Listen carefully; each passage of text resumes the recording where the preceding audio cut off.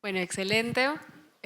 Muchas gracias a todos por estar aquí. Creo que nos toca el gran reto de hacer un panel luego del almuerzo, así que va a estar bueno. Yo soy Andrea Dulanto, actualmente trabajo con el equipo de UTEC Ventures y hoy me encantaría como un poco contextualizar lo importante de este panel, Emerging Climate Startups, y lo que significa innovar para un futuro sostenible realmente, ¿no? Creo que vivimos en un contexto un poco complicado a nivel Perú y en general latinoamericano. Creo que el desafío y el cambio climático es un reto para todos los países hoy en día. Y Perú, sobre todo al ser como un país con tanta biodiversidad, también nos toca el gran reto de enfrentar estos cambios eh, climatológicos. Entonces, nada, eso como un poco para poner en perspectiva lo importante que es que startups estén metidas cada vez más en temas que tengan un impacto positivo en el ambiente. Y para eso creo que tenemos el privilegio de estar con estos tres líderes que están empezando y ya rompiéndola un poco en el tema de el impacto que generan a nivel climatológico y ambiental. Estamos muy felices de tenerlos por aquí, así que bueno, seremos moderadores de este hermoso panel. Eh, para empezar, me gustaría que se presenten, que cuenten un poco cómo sus startups desde su perspectiva, desde su experiencia y lo que han podido ver en el mercado aportan a este desafío eh, y cómo esto los ha llevado a despegar. No sé, Michelle, ¿empezamos contigo? Súper. Gracias por la invitación y feliz de contar un poco. Soy cofundadora de Circula. Circula es una plataforma que le permite a restaurantes y tiendas poder reducir su desperdicio de alimentos. En lugar de desechar sus excedentes de comida de calidad, ahora pueden venderlos a través de nuestra plataforma. Así generamos un triple win. Los consumidores acceden a comida de calidad a precios descontados, los negocios pueden recuperar costos y todos estamos ayudando al planeta al reducir el desperdicio de alimentos. Bueno, yo soy cofundadora de Lecara. Lo que nosotros hacemos es una biotransformación metabólica de residuos agroindustriales para transformarlos en biomateriales sustentables. A la fecha tenemos un biopolímero que tiene propiedades similares a un cuero animal, pero que no viene de la matanza de animales ni utiliza químicos tóxicos. Y también tenemos biopigmentos que se pueden utilizar como tintes para textiles, también sin nada de la contaminación. ¿Qué tal? ¿Cómo están? Tengan todos ustedes muy buenas tardes. Mi nombre es McDonald Villacorta. Yo soy founder de Oxen. Básicamente en Oxen ayudamos a las empresas a alcanzar sus objetivos de desarrollo sostenible. Muchas de ellas necesitan básicamente ser carbonos neutral cero o ir en camino a ser carbonos neutral. Nosotros les ayudamos alquilándoles equipos que son básicamente fotobioreactores que están basados o hechos en biotecnología. Y lo que hacemos básicamente es que utilizamos el principio activo de las microalgas para poder descontaminar el medio ambiente, ¿no? Uno de estos fotobioreactores básicamente equivale a 100 árboles adultos en su efecto de descontaminación y lo que hacemos básicamente esto es les brindamos a las empresas para que las empresas también puedan ser sostenibles bajo sus operaciones que evidentemente generan CO2. Entonces los ayudamos a que ellos también puedan alcanzar sus objetivos de desarrollo sostenible. Gracias. Excelente. Y acá tenemos, creo que un ejemplo del trabajo que está haciendo McDonald's. Bueno, un poco para comenzar con las preguntas, me gustaría como abordar el tema de los desafíos que han encontrado desde sus emprendimientos, startups, en cuanto al despegar. Este primer paso que para muchos es muy complicado y también que me cuenten un poco de los actores que fueron claves para que esto suceda. Jacqueline. Bueno, nuestros primeros desafíos más que todo era acceso a laboratorios, teniendo un producto físico y en el caso de biotecnología necesitábamos laboratorios especializados y justo ahí entra el tema de las entidades. En un principio sí estuvimos pidiendo a universidades acceso a laboratorios, pero luego presentándonos a fondos de Prociencia, Proinnovate, y también ahí entró a tallar las competencias internacionales, nos ayudó a ya poder tener ahora nuestros laboratorios de microbiología, química nanotecnología molecular, donde ya podemos desarrollar nuestros proyectos de investigación y desarrollo. Excelente, McDonald, en tu caso. Bien, nuestros primeros desafíos como empresa fueron, como la mayoría de los todos, levantar capital. ¿Cómo hacemos la primera inversión o el capital semilla para que el proyecto pueda arrancar?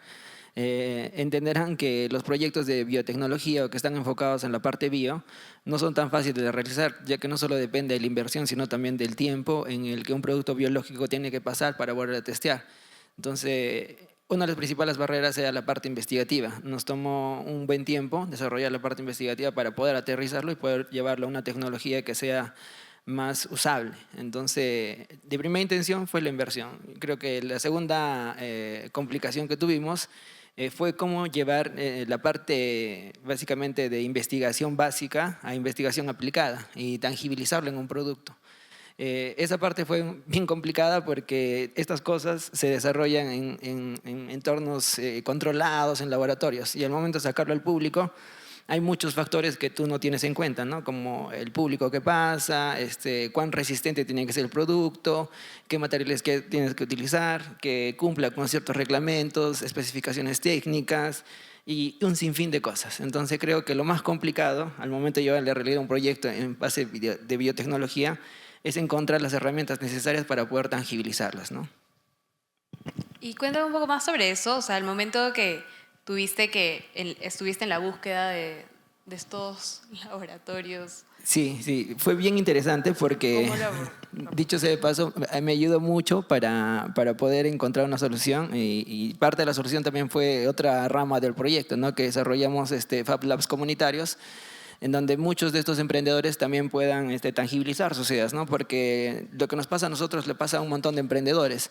Tienen excelentes ideas, tienen muy buen pitch, tienen el modelo de negocio establecido, pero el problema está dónde hago mi prototipo, dónde básicamente lo como conocemos en la parte académica, cómo valido mis conocimientos, cómo valido estas suposiciones, cómo reto estas suposiciones. Y básicamente empezamos a desarrollar Fab Labs comunitarios donde muchos emprendedores pueden venir a tangibilizar sus ideas y probar todo lo que son sus prototipos, y básicamente es como desarrollamos este proyecto, utilizando Fab Labs comunitarios para poder desarrollar muchas de las cosas que están acá, están impresas en 3D para que puedan ser adecuados, porque no te venden en el mercado esas cosas. No es como que vaya a maestro o a una ferretería y le digo, véndeme esto, no. Son cosas que hay que crear y hay que fabricar, básicamente. Súper de acuerdo, creo que cuando cada vez encontramos más retos en el camino nos ponemos más creativos y estos Fab Labs me parecen muy alucinantes. En tu caso, Michelle, creo que es más el trato que tienes con el consumidor final, pero igual me imagino que has enfrentado como desafíos al momento de levantar capital, digamos. ¿Cómo empezaste? Sí, mira, por nuestro lado un gran desafío al inicio fue el cambio cultural en la educación de consumidores y el consumidor final, como dices. Mucha gente pensaba que estábamos vendiendo sobras de comida, sobras del plato, y educar a que era excedentes de comida de calidad, que era comida en perfecto estado, que te la vendería un local si fueras a ese local, pero debido a que tienen un sobrestock o están cerca a la hora de cierre o están en los últimos días de su vencimiento, es que no tienen un canal o no tienen suficiente demanda para poder venderlos. Entonces eso fue un primer punto, ahí entramos súper fuerte con redes sociales, con influencers, TikToks y crear contenido viralizador para educar a nuestro público, que en gran parte eran estudiantes.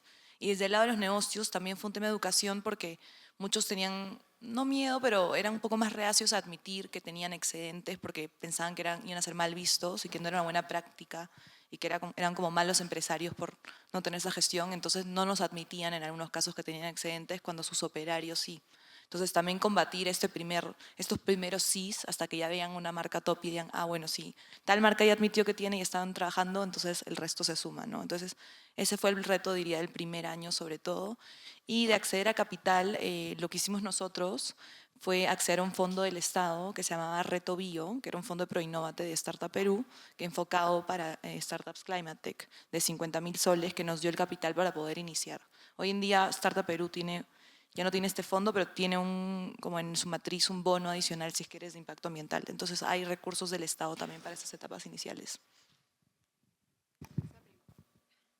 Creo que la primera etapa es como complicada siempre y hay retos definitivamente al momento de querer acceder a un fondo. Ahí, en esa parte como que sí me gustaría como profundizar, ¿cómo fue tu experiencia en esta primera vez que aplicaste? O tal vez no fue la primera vez a la que aplicaste y hubieron algunos no's antes. Efectivamente, a la primera que aplicamos no nos salió y a la segunda recién. Aprendimos obviamente a mejorar la postulación, pero también algo que valora mucho ProInnovate es que tú postules de la mano de una incubadora, aceleradora de una universidad, que normalmente te aceptan aunque tú no hayas estudiado en esa universidad. Simplemente hacen convocatorias anuales y buscan startups. Entonces, ellos nos ayudaron al final a poder aplicar la primera vez. En ese momento lo hicimos de la mano con USIL Ventures en Lima y aplicamos a la convocatoria y con eso ya salió mucho más fácil, digamos, acceder a este fondo. Excelente. Jacqueline, creo que tú actualmente estás incluso cursando un programa de aceleración, pero ¿qué es lo que qué aprendizajes rescatas? ¿Qué es lo que te llevó a estar ahí y por qué o sea, querer pertenecer a una comunidad? Sí, bueno, con Lecara los fondos que obtuvimos fueron todos equity free. No llegamos a la etapa a la fecha no hemos buscado inversión y llegamos más o menos $1 millón equity free.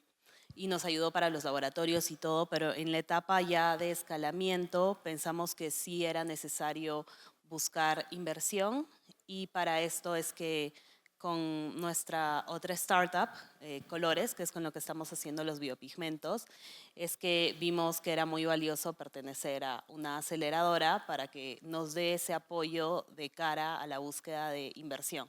Porque si ellos confían en ti y están confiando en tu startup, entonces también inversionistas van a poder confiar en tu startup también e invertir, ¿no?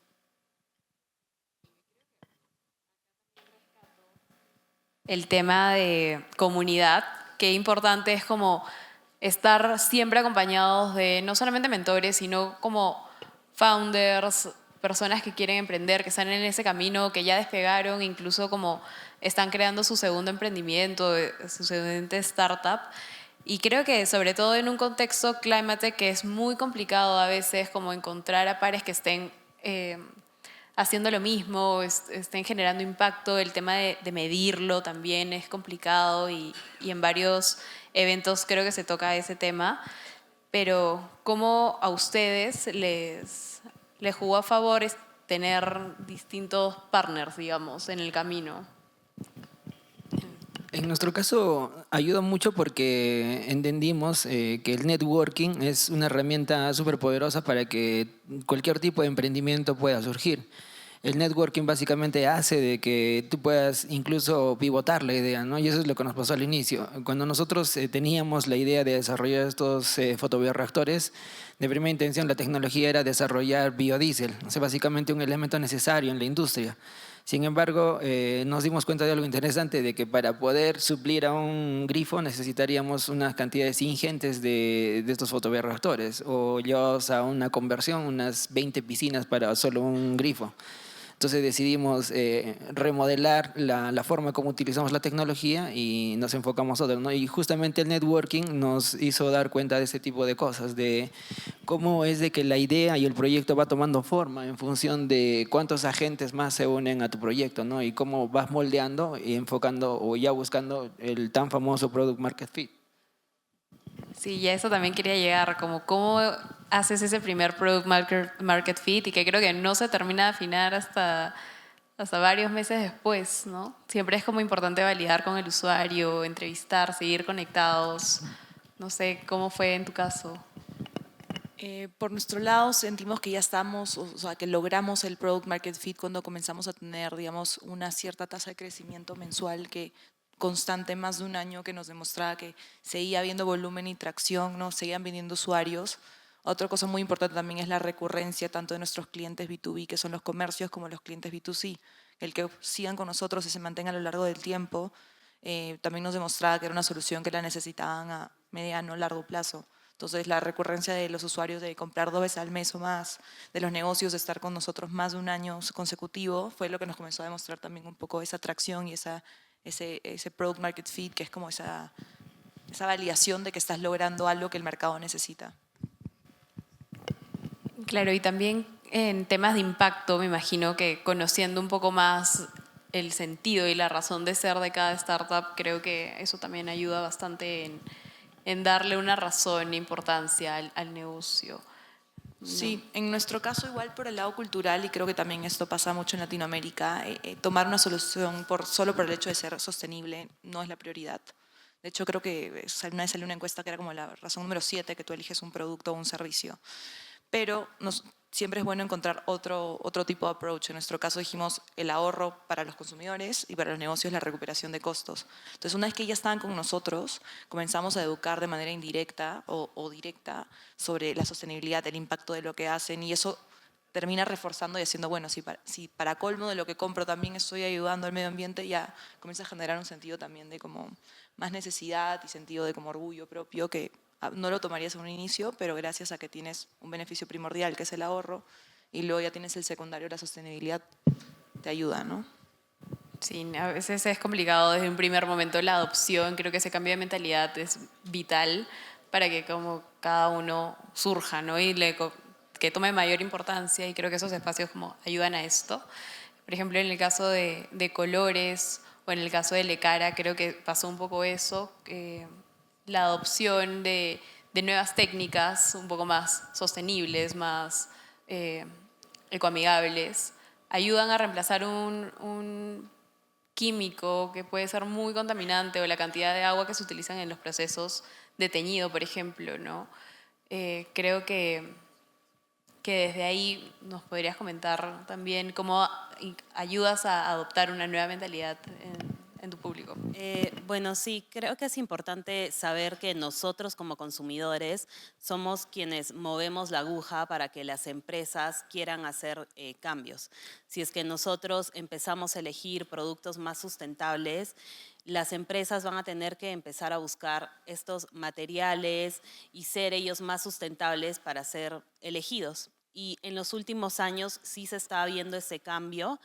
Lastimosamente, bueno, en Latinoamérica está un poco más lento. Y otras cosas que también mueven mucho esto del uso de materiales sustentables y productos sustentables es el tema de políticas y leyes. En Europa hay muchos de estos químicos como el cromo que ya están baneados y prohibidos. Hay muchos tintes que acá consumimos, especialmente entre azules bueno, rojos, amarillos, que son cancerígenos y que ya está comprobado que son cancerígenos, pero los vemos acá en nuestra comida. Entonces, a veces estas nuevas regulaciones y leyes obligan a las empresas a tener que buscar estos materiales o insumos que sean sustentables y que ya no tengan estos compuestos químicos, ¿no? Lo ideal sería que venga mucho del consumidor, pero un gran porcentaje viene por estas nuevas regulaciones. Justo conversábamos antes con Michelle y con McDonald acerca de las regulaciones y lo importante que es como que a veces entidades públicas den ese primer paso en la regulación para hacer un camino un poco más amigable y más fácil de introducir y aportar desde la innovación en distintos sectores. No sé, McDonald, cuéntame un poco más, explayémonos en la conversación que teníamos antes. Sí, gracias. Me parece interesante la reflexión, sobre todo enfocándonos a que cosas nuevas como la biotecnología en realidad va a solucionar un montón de problemas que la humanidad todavía no ha encontrado solución, ¿no?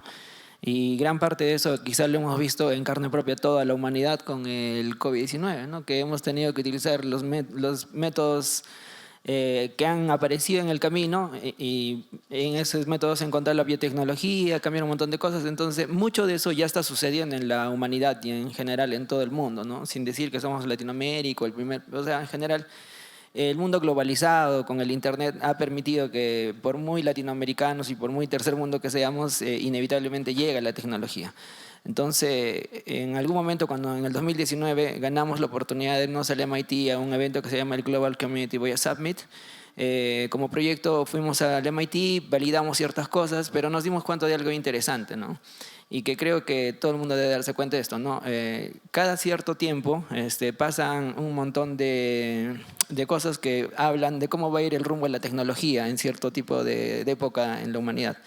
Y esta época está tocando básicamente la biotecnología. Es inevitable no hablar de ello, ¿no? Entonces es como que en el 2019 este tren estaba básicamente a medio camino allá en Estados Unidos, ¿no? Y venir acá a validar esos conocimientos nos costó mucho porque justamente no hay regulaciones que el mismo o las mismas políticas del país pueda de repente dar a las empresas para que ellas también sean sostenibles, sean responsables no solamente socialmente, sino también con el ambiente. Entendemos que somos un país que netamente es minero, entonces en esa misma condición las regulaciones deberían tener en ese mismo contexto. Entonces creo que la falta de regulaciones hace que muchos proyectos a nivel de biotecnología, no solo a nivel de biotecnología, me parece que en muchos niveles por falta de regulaciones es que los proyectos no terminan de arrancar porque hay un vacío legal y no hay quien te certifique o no hay temas legales que vayan a amparar el mismo proyecto. Entonces hay mucho también del desconocimiento, a pesar de que tenemos un montón de instituciones como el CONCITEC, ¿no? Que yo creo que debería darles un poquito más de auge a estas instituciones para que realmente se pueda hacer esta sinergia de proyectos nuevos que salen y que vayamos con ese tren de la biotecnología. Sí, en verdad es un tema súper importante que cada vez creo que está en la mesa de distintos paneles de cómo insertamos esto. En el caso de Climate, claro, es vital. En el caso de Circula, ¿tu experiencia con estas regulaciones jugó a tu favor o tal vez no? En nuestro caso van a jugar a favor, todavía no hay las regulaciones que queremos para esto, existen ya a nivel en Europa, están empezando en Estados Unidos, en algunos países de Latinoamérica también. Las regulaciones que nos ayudan a nosotros son, por ejemplo, leyes que prohíben que un gran supermercado o una distribuidora pueda botar comida y los obliga a donarla o a usar plataformas alternativas para seguir vendiéndola antes de su fecha como lo somos nosotros. Entonces, ese tipo de cosas van a comenzar a favorecernos poco a poco y a mediano plazo. Hoy en día es más reglas internas que las empresas, que el corporativo toma por los stakeholders que tiene de repente. Pero este tipo de cosas, este tipo de regulaciones es algo que nosotros también nos gustaría poder influir, incluso en un futuro, ¿no? Una aplicación similar a la nuestra que está en Europa ha sido también súper potente en poder crear leyes de la mano con los gobiernos locales y es algo que también creo que tenemos que desde el lado del privado empujar, ¿no? Entonces, si nosotros ya sabemos que se necesita, vemos estos casos de éxito, apenas tengamos un poquito de voz y voto, tratar de entrar a apoyar por este lado también. Y eso me lleva como también a la siguiente pregunta, que es un poco cómo ven el panorama futuro en el tema regional, tal vez latinoamericano, desde sus startups, un poco cómo nosotros mismos también somos los destinados a impulsar ese crecimiento que el Perú tanto necesita. No sé, ¿quién quiere empezar? Por mi lado puedo comentar que sí veo bastante más tendencia de tanto a nivel de inversión como startups que están saliendo, biotech, climate tech, ¿no? Y comienza a ser un poco más tendencia, ves convocatorias que lo tienen como requisito, ves fondos que tienen ya tesis de impacto ambiental o social, entonces sí comenzamos a ver cómo se ve reflejado también desde el otro lado un poco esto. Hay mucho por hacer todavía, sobre todo creo que lo que más necesitamos de startups como nosotros muchas veces y creo que Jacqueline contó, ¿no? Fondos no reembolsables, a financiamiento que ayudan. Existen muchas entidades, inclusive de Europa, que financian a países de Latinoamérica para desarrollar, para ayudar a países más emergentes. Hemos tenido la suerte de poder acceder a ellos, estoy seguro que ustedes también, por lo que veo desde sus startups. Entonces, más conexión con las cosas que ya existen a nivel global. Hoy en día existen fondos y recursos en todo el mundo y creo que a veces no sabemos porque no estamos conectados y regresando al punto de comunidad, ¿no? Con meternos más a comunidades en las cuales nos cuenten qué convocatorias hay, estamos al tanto de las novedades y podemos acceder a este tipo de recursos. Eso es lo que está faltando un poco más de impulso porque capital hay muchas entidades que están buscando financiar proyectos de mitigación ambiental a nivel Latinoamérica y sobre todo eso. Jacqueline, desde tu perspectiva, ¿cómo es? ¿Cómo la ves? Bueno, de parte del lado de la moda, lo que se ve mucho ahora es el tema de transparencia. Hace unos años, lastimosamente, pasaron algunos incidentes en Bangladesh que vieron que personas estaban trabajando en ciertas fábricas y habían muchas marcas conocidas y esto impulsó a que las personas se empiecen a preguntar de dónde proviene el polo que estoy comprando.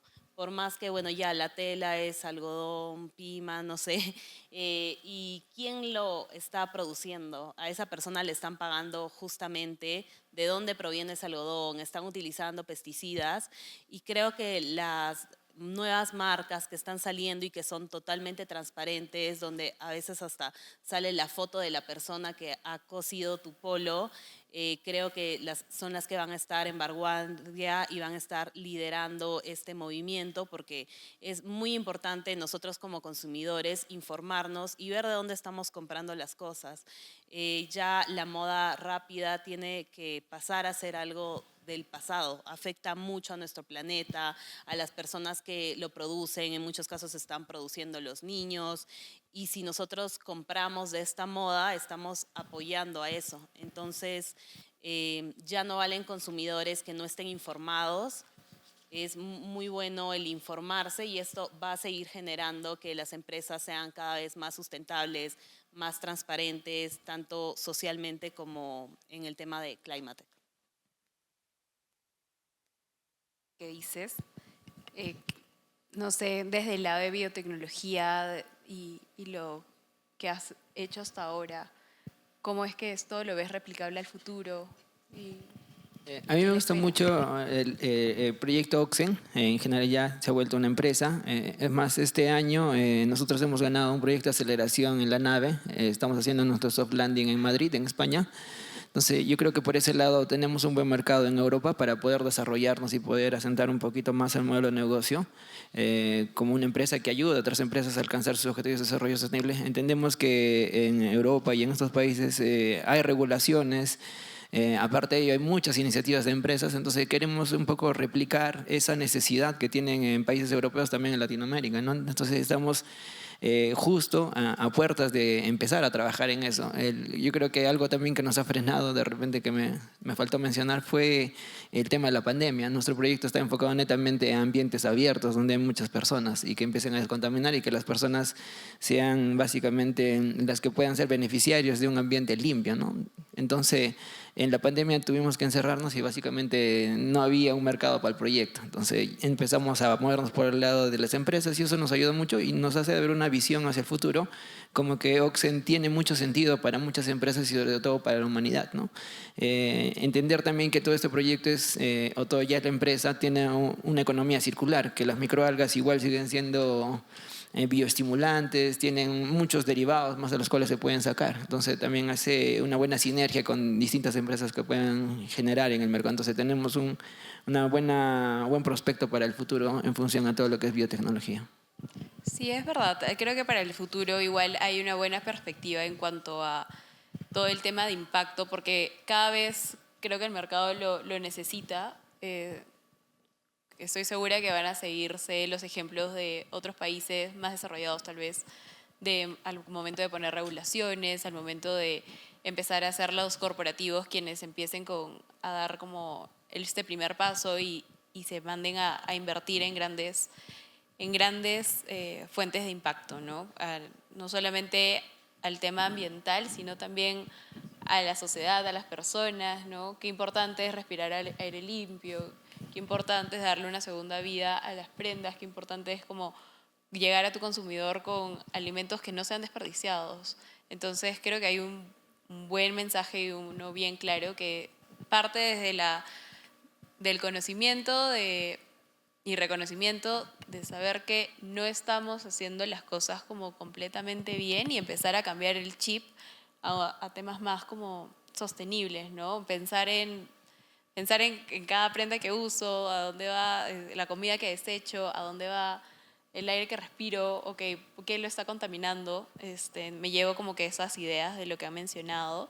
Y ya para cerrar, porque nos quedamos un poco sin tiempo, no sé si es que tienen pensado, les gustaría dar algún mensaje a los inversionistas de PCAP, tal vez que están como impulsando esto, que salga adelante, y desde su experiencia también con ellos. Jacqueline, ¿me ayudas empezando?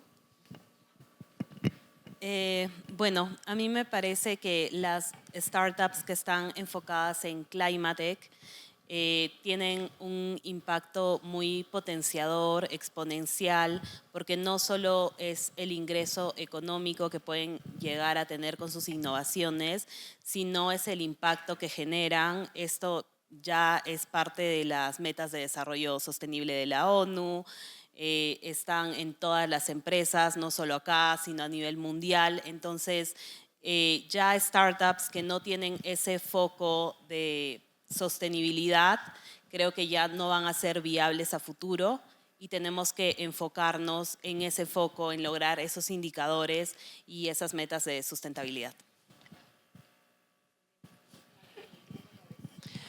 Un mensaje de repente para los inversionistas sería enfocarse también a todo lo que es las biotech, ¿no? Porque, como les mencionaba, es lo que está ahorita de moda y en general es lo que va a jalar mucha sinergia estos años, ¿no?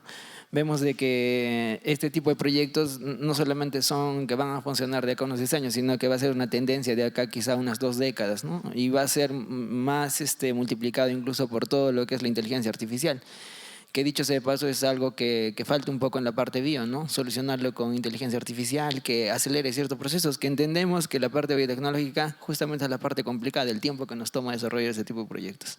Entonces, yo creo que es un buen nicho de negocio para los VCs, ¿no? Sí, completamente de acuerdo. Desde Circula o Michelle. Por mi lado, yo feliz de ver que hay varios fondos que sí están invirtiendo en el lado de Climate Tech y cada vez más lo tienen como hasta en su tesis.